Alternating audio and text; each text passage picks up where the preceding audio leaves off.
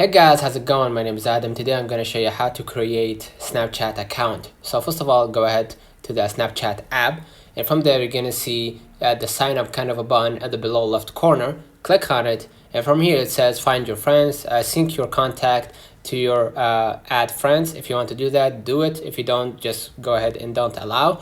Next step, you're gonna enter your name in the last name. If you wanted to, it is optional. Continue, and you're gonna enter your birthday, whether it was 2001, 2006, whatever you want.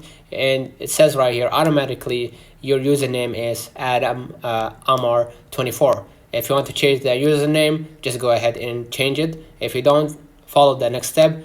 Set your own password. I'm gonna just set my own password right here. And afterwards, I'm gonna just type something like related to this. Continue, and afterwards you're gonna enter your email. After you enter your email, or you can use phone number instead, they're gonna verify that this is your phone number or this is your email by sending a code, a verification code to your email or your phone, and you're gonna confirm it by just adding the code inside the